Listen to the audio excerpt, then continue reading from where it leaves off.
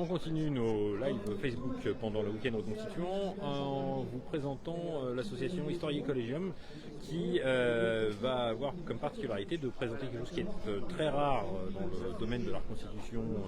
de 14-18 puisque ce sont des Irlandais. Alors, ce n'est pas des Irlandais, on ne va pas vous parler des soldats qui font partie de l'armée britannique,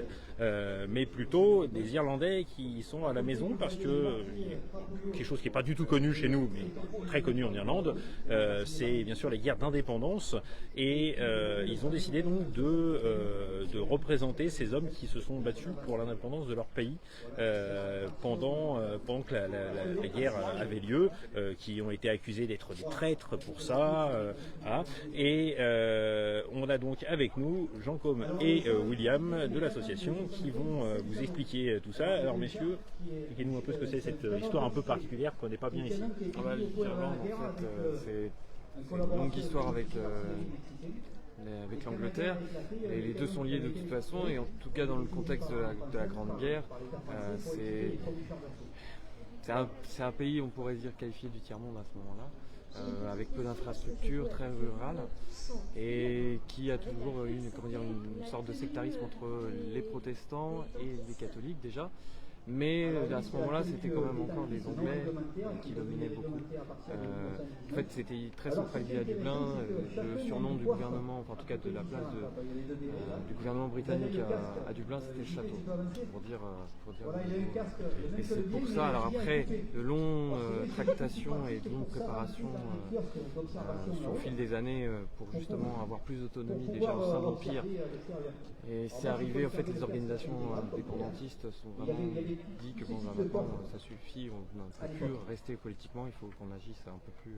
radicalement, et c'est pour ça qu'ils ont formé, il y a eu plusieurs factions qui sont formées, notamment les Irish Volunteers et l'Irish Citizen Army, donc, que nous représentons plus particulièrement,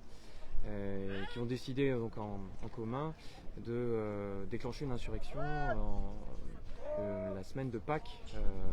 de 1916, donc à Dublin essentiellement. C'est pour ça qu'on a monté une barricade.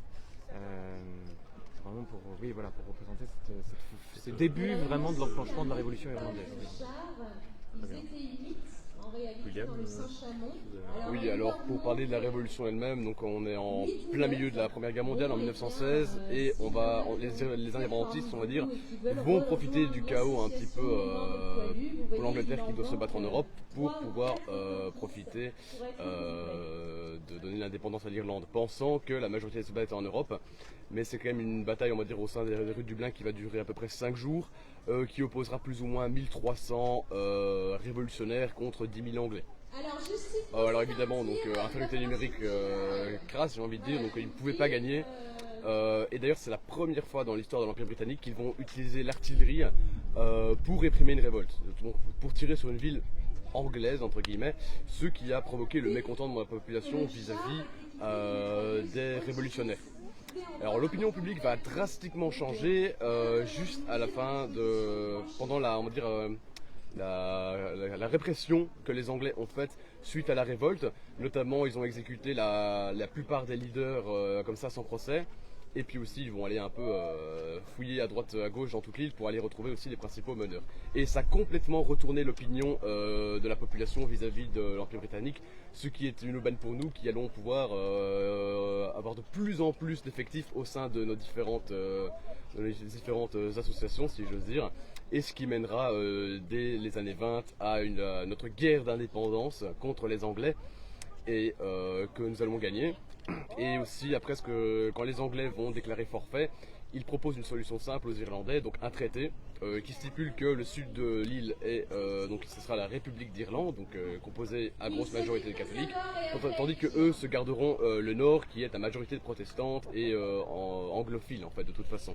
Alors après avoir obtenu ces traités, donc il y aura les pro-traités et les anti-traités, ce qui donnera une guerre civile abominable les 2 années qui suivirent. Et ce sont les pro-traités à la fin qui gagnent, et ces deux gars-là en fait